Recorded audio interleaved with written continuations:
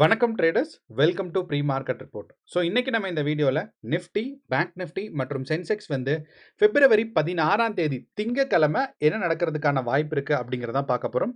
So இந்த analysis பார்த்தீங்கன்னா நமக்கு எப்பயும் போல ஒரு 3 முக்கியமான விஷயத்தை வச்சிருக்கோம். ஒன்று வந்து நம்ம நிஃப்டியோட ப்ரைஸ் ஆக்ஷன் எப்படி இருக்குது, ஸோ இதனால மார்க்கெட்டுக்கான ஒரு டவுன் ஃபாலிங் எக்ஸ்பெக்டேஷன்ஸ் இருக்கா இல்லைனா மேலே போகிறதுக்கான ஒரு எக்ஸ்பெக்டேஷன்ஸ் இருக்கான்னு. அண்ட் இதை தொடர்ந்து இன்னையோட மார்க்கெட்டை பெட்டராக அண்டர்ஸ்டாண்ட் பண்ணுறதுக்கு நமக்கு வந்து கிஃப்ட் நிஃப்டி டேட்டா இருக்கும். அப்போ இந்த கிஃப்ட் நிஃப்டி டேட்டால மார்க்கெட்ல கேப் அப் கேப் டவுன் ஏதாவது வர்றதுக்கான சான்சஸ் இருக்கா என்னங்கிறது புரியும். ரெண்டாவது பாத்தீங்கன்னா நமக்கு வந்து ஓப்பன் இன்ட்ரெஸ்ட் டேட்டாவும் அதே மாதிரி எஃப்ஐஐஸ் அண்ட் டிஐஐஸ் அண்ட் ப்ரோஸோட இண்டெக்ஸ்ட் ஆப்ஷன்ஸ்ல அவங்களோட ஒப்பீனியன் எப்படி இருக்கு, அதாவது ஃப்ரைடே வந்து நமக்கு மார்க்கெட் க்ளோஸ் ஆகும்போது அவங்க வந்து அதிகமாக பை பண்ணியிருந்தாங்களா இல்லை அதிகமாக செல் பண்ணியிருந்தாங்களா அப்படிங்கிறத பார்ப்போம். அண்ட் இதே மாதிரியே பார்த்தீங்கன்னா கேஷ் மார்க்கெட்டில் பெரிய டிஃப்ரென்சஸ் இருக்குது. ஸோ இந்த டிஃப்ரென்சஸை பற்றியும் டிஸ்கஸ் பண்ணும்போது இந்த 3 விஷயத்தையும் சேர்த்து நமக்கு டிஸ்கஸ் பண்ணும்போது நமக்கு இன்னையோட மார்க்கெட்டில் எந்த டைரக்ஷன் மார்க்கெட் மூவ் ஆகிறதுக்கான எதிர்பார்ப்பு இருக்குங்கிறது நமக்கு கிளியராக தெரியும். வாங்க இப்போ நம்ம வீடியோக்குள்ளே போகலாம்.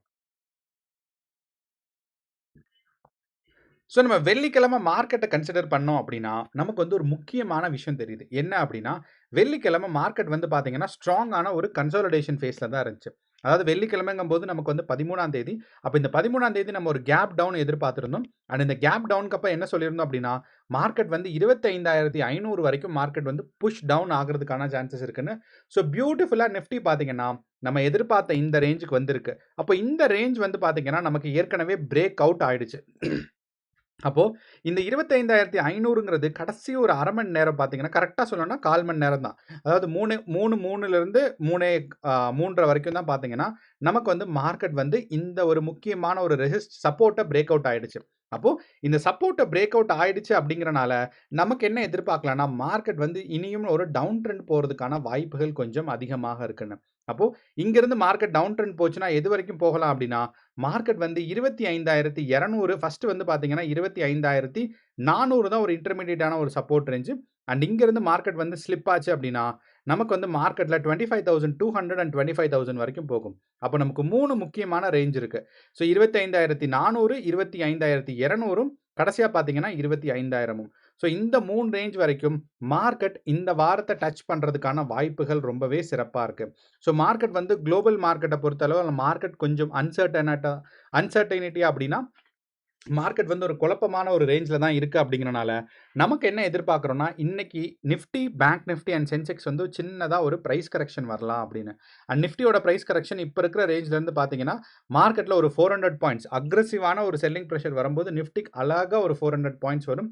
ஸோ அப்படிங்கிறனால நிஃப்டியை பொறுத்தளவில் நமக்கு வந்து இந்த 25,200 அப்படிங்கிறத மார்க் பண்ணி வச்சுப்போம். ஸோ இந்த ப்ரைஸ் வந்து ஒரு ஒரு ஒரு இன்டர்மீடியட் ப்ரைஸ் மாதிரி.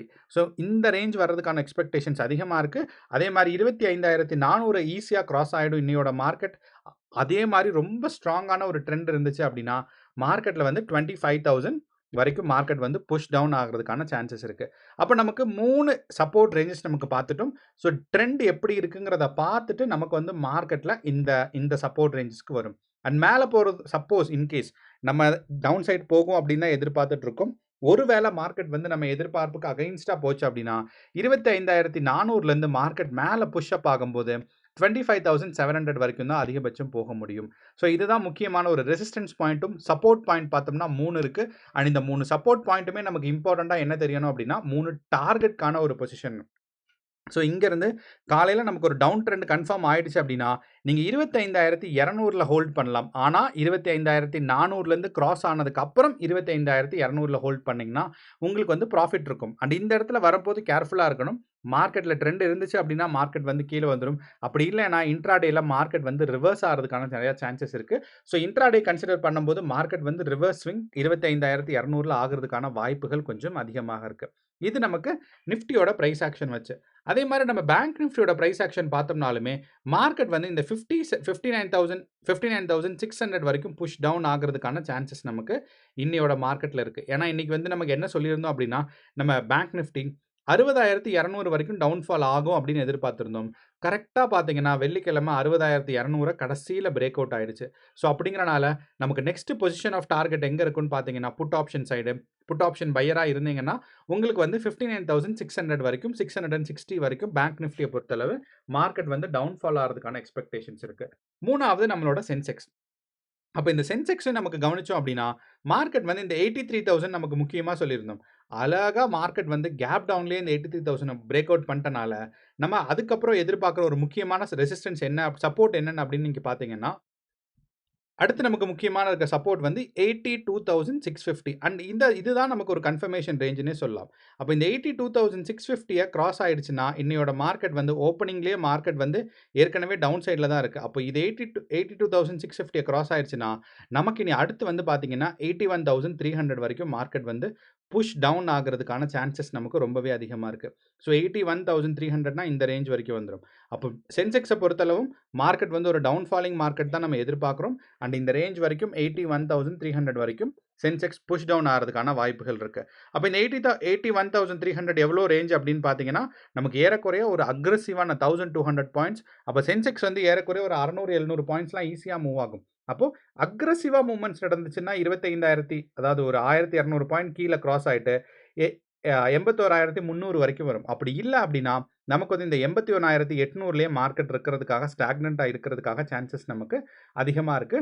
ஸோ மார்க்கெட் எந்த ட்ரெண்ட்ல போகுது, டைரக்ஷன் எப்படி இருக்குங்கிறத பார்த்துட்டு தான் நமக்கு வந்து இவ்ளோ தூரம் பொசிஷன் எடுக்கணுமா, இல்ல 81,800லயே பொசிஷன் எடுக்கணுமாங்கிறத டிசைட் பண்ணும். ஏன்னா மார்க்கெட் வந்து எவ்ளோ தான் நம்ம பிரெடிக்ட்டோ இல்ல எக்ஸ்பெக்டேஷனோ பண்ணாலும், மார்க்கெட் சின்ன சின்ன வித்தியாசங்கள் காமிச்சுக்கிட்டே தான் இருக்கும். அதனால 100% யாருமே மார்க்கெட்ட கம்ப்ளீட்டா அண்டர்ஸ்டாண்ட் பண்ண முடியாது.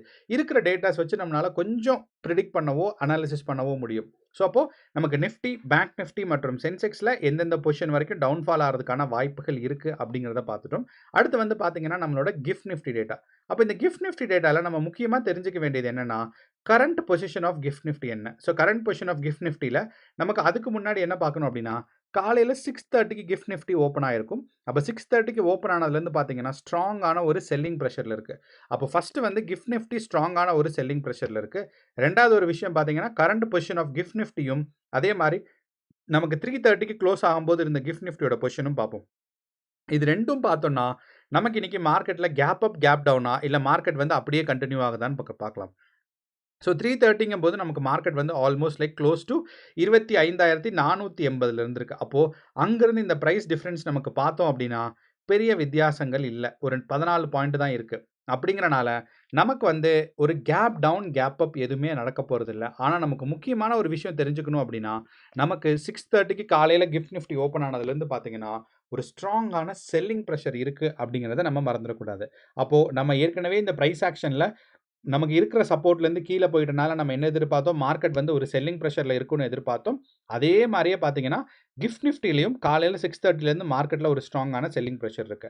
அப்ப நம்ம பிரைஸ் ஆக்ஷன கன்ஃபார்ம் பண்ற மாரியே பார்த்தீங்கன்னா, நமக்கு கிஃப்ட் நிஃப்டி டேட்டாவும் குடுத்துருச்சு.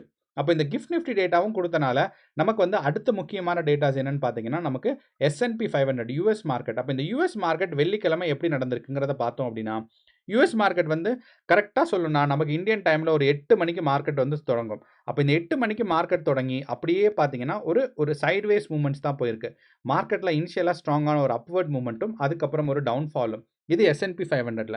அதே மாரி நாஸ்டாக்லயும் பார்த்தீங்கன்னா, நாஸ்டாக் காம்போசிட் இண்டெக்ஸ்ன்னு சொல்லுவாங்க. இதுலயும் பார்த்தீங்கன்னா, மார்க்கெட் வந்து இனிஷியலா ஒரு அப்வர்ட் புஷ்ஷும், அதுக்கப்புறம் எண்ட் ஆஃப் த டேல ஒரு நெகட்டிவ் பிரஷரும். அப்போ இந்த எண்ட் ஆஃப் த டேல நமக்கு ஒரு செல்லிங் பிரஷர் இருக்குங்கிறனால, இதே ஒரு மார்க்கெட் சைக்காலஜியோ இல்ல இதே ஒரு பாயிண்ட் ஆஃப் வியூல தான் யுஎஸ் மார்க்கெட்ல இருக்கிற குளோபல் இன்வெஸ்டர்ஸ் எல்லாம் இருப்பாங்க. ஸோ இப்போ யுஎஸ் மார்க்கெட்டும், குளோபல் இன்வெஸ்டர்ஸும் பார்த்தீங்கன்னா, ஒரு selling pressure of point of வியூல இருக்கிறதுக்கான ஒரு எக்ஸ்பெக்டேஷன்ஸ் இந்த யுஎஸ் மார்க்கெட் நமக்கு வந்து S&P 500, நாஸ்டாக்கோட காம்போசிட் இண்டெக்ஸ், 3வதா பார்த்தீங்கன்னா, டவ் ஜோன்ஸோட இண்டஸ்ட்ரியல் ஆவரேஜ். இந்த 3 இண்டெக்ஸஸுமே நமக்கு என்ன சொல்லுதுன்னா, எண்ட் ஆஃப் த டேல பார்த்தீங்கன்னா, வெள்ளிக்கிழமை 3 யுஎஸ் மார்க்கெட் முக்கியமான இண்டெக்ஸஸும் ஒரு ஸ்ட்ராங்கான ஒரு செல்லிங் பிரஷர்ல இருந்திருக்காங்கன்னு தெரியுது. இப்போ நமக்கு price action, GIFT Nifty and US market selling பிரஷருக்கான வாய்ப்பு இருக்கு அப்படிங்கிறது நமக்கு தெரிஞ்சிருச்சு. அடுத்து பார்த்தீங்கன்னா, நம்மளோட கேஷ் மார்க்கெட்ல அண்ட் நான் முக்கியமா சொன்னேன் ஸ்டார்ட்டிங் ஆஃப் த வீடியோலயே, இந்த கேஷ் மார்க்கெட்டோட அனாலிசிஸ் ரொம்பவே முக்கியமா இருக்க போகுது. ஏன் அப்படின்னா, யூசுவலா எஃப்ஐஐஸ் அண்ட் டிஐஏஸ் இங்க இருக்கு பாருங்க. எஃப்ஐஐஸ் அண்ட் டிஐஏஸ் பார்த்தீங்கன்னா, பெரும்பாலும் ஆப்போசிட்டா இருப்பாங்க. டிஐஏஸ் வந்து பார்த்தீங்கன்னா, பையர்ஸ் ஆகவும், எஃப்ஐஐஸ் வந்து செல்லர்ஸ் ஆகவும் இருப்பாங்க. ஸோ அது வந்து ஆப்ஷன்ஸா இருக்கட்டும், இல்ல டைரக்ட்டா கேஷ் மார்க்கெட்ல வாங்குறதா இருக்கட்டும், அதாவது ஸ்டாக்ஸ்ல வாங்குறதா இருக்கட்டும், இவங்களோட ஒப்பீனியன் வந்து ஆல்மோஸ்ட் லைக் டெய்லியும் வந்து அகைன்ஸ்டா தான் இருக்கும். அப்போ நமக்கு இந்த அகைன்ஸ்டா இருக்கிறது பிரச்சனை இல்ல. ஆனா அதோட வால்யூம் பாருங்க. ஸோ அவங்களோட ஹோல்டிங் ரேஞ்ச் யூசுவலா பார்த்தீங்கன்னா, 12ஆம் தேதி பிப்ரவரி 12ஆம் தேதி 17,950 கோடி பை பண்ணியிருந்திருக்காங்க. அதே மாரி 17,840 கோடி செல் பண்ணியிருந்திருக்காங்க ஒரே நேரத்தில. ஸோ பையிங் நடந்திருக்கு. அதே மாரி அத ப்ராஃபிட்டும் புக் பண்ணியிருக்காங்க. செல்லும் பண்ணியிருக்காங்க. அப்போ நெட் ஹோல்டிங்ஸ் பார்த்தீங்கன்னா, பாசிட்டிவா 108 கோடி. ஆனால் நமக்கு வெள்ளிக்கிழமை பார்த்தீங்கன்னா, நெகட்டிவ் ஹோல்டிங்ஸ் எவ்வளோ அப்படின்னா 7,000 கோடி. அண்ட் இந்த 7,000 கோடியோட வால்யூம் எப்போ வந்திருக்குன்னு பார்த்தீங்கன்னா, ஜனவரியில 27ஆம் தேதி தான் வந்திருக்கு. அதுக்கப்புறம் இப்ப தான் இவ்ளோ வால்யூம் நமக்கு வருது. அதுவும் பியரிஷா நமக்கு வந்து எஃப்ஐஐஸோட பொசிஷன் வந்து பார்க்கும்போது, ஜனவரியில கூட இல்ல. இத விட ஸ்ட்ராங்கஸ்ட் மூவ்மெண்ட் இதுதான். ஸோ கடந்த ஒரு 60 நாள்ல எஃப்ஐஐஸோட ஒரு ஸ்ட்ராங்கஸ்ட் ஹோல்டிங் எவ்வளோன்னு பார்த்தீங்கன்னா, இதுதான். ஸோ 7,395 crores வந்து நெகட்டிவ்ல ஹோல்ட் பண்ணியிருக்காங்க. அதே மாரி டிஐஏஸோட பாசிட்டிவ் ஹோல்டிங்ஸு ஜனவரி 27ஆம் தேதிக்கு அப்புறம் ஜனவரி 27ஆம் தேதி 900 கோடி 9,000 கோடி இவங்க இது பண்ணியிருந்திருக்காங்க. பாசிட்டிவ் ஹோல்டிங்ஸ்ல இருந்திருக்கு. அத தாண்டி இப்ப பார்த்தீங்கன்னா, நான் 5,554 கோடி. அப்படிங்கிறனால இந்த டிஐஏஸ் அண்ட் எஃப்ஐஐஸோட டைரக்ஷன் வந்து வால்யூம் ரொம்ப எக்ஸஸா இருக்கு. இதுக்கு முன்னாடி இருந்த டேட்டாஸ் எல்லாம் பார்த்தீங்கன்னா உங்களுக்கு தெரியும். ஸோ இந்த இருக்கிற டேட்டாஸ விட வால்யூம் பார்த்தீங்கன்னா 7,000 கோடி, 2,000 கோடி தான் மேக்ஸிமம் இருந்திருக்கு. இந்த 2,000 கோடியிலிருந்து 5,000 கோடி டிஃபரன்ஸஸ்ல இருக்கு. ஸோ அப்படிங்கிறனால எஃப்ஐஐஸ் வந்து ஸ்ட்ராங்கான ஒரு நெகட்டிவ் செல்லிங்காக நம்ம எதிர்பார்க்கலாம். அடுத்த ஒரு முக்கியமான விஷயம் பார்த்தீங்கன்னா, நம்மளோட இண்டெக்ஸ்ட் ஆப்ஷன்ஸ்ல எஃப்ஐஐஸ் அண்ட் டிஐஐஸோட பொசிஷன். அப்போ இந்த இண்டெக்ஸ்ட் ஆப்ஷன்ஸ்ல எஃப்ஐஐஸ் அண்ட் டிஐஐஸோட பொசிஷன் நமக்கு பார்க்கணும்னா, ரொம்ப அனாலிசிஸ்லாம் பண்ண தேவையில்ல. போய் நமக்கு வந்து 13ஆம் தேதி அவங்களோட பொசிஷன் என்னன்னா, அவங்க வந்து நெட் பார்த்தோம்னா நெட் பேரிஷா இருந்திருக்காங்க. ஸோ எஃப்ஐஐஸ் வந்து கால் சேஞ்ச் வந்து பார்த்தீங்கன்னா புல்லிஷா இருந்திருக்கு. புட் சேஞ்ச் வந்து பேரிஷா இருந்திருக்கு. டோட்டலா பார்க்கும்போது நெட் பேரிஷா இருக்கு. இந்த இடத்துல நமக்கு தெரியுது.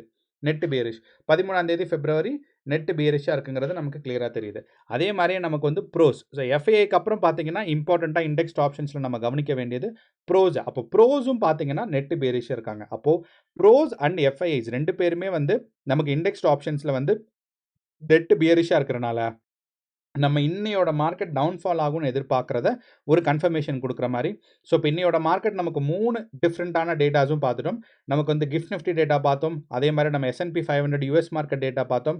இந்தியன் மார்க்கெட் டேட்டாஸ்ல ஃபியூச்சர்ஸ் அண்ட் ஆப்ஷன்ஸ் எப்படி எஃப்ஐஐஸோட வியூஸ் இருக்கு. கேஷ் மார்க்கெட்ல அவங்களோட வியூஸ் எப்படி இருக்குன்னு பார்த்தோம். இது எல்லாமே நமக்கு ஒரே விஷயத்த தான் பாயிண்ட் அவுட் பண்ணுது. என்னன்னா மார்க்கெட் வந்து கீழ விழறதுக்கான வாய்ப்புகள் இருக்குன்னு சொல்லி.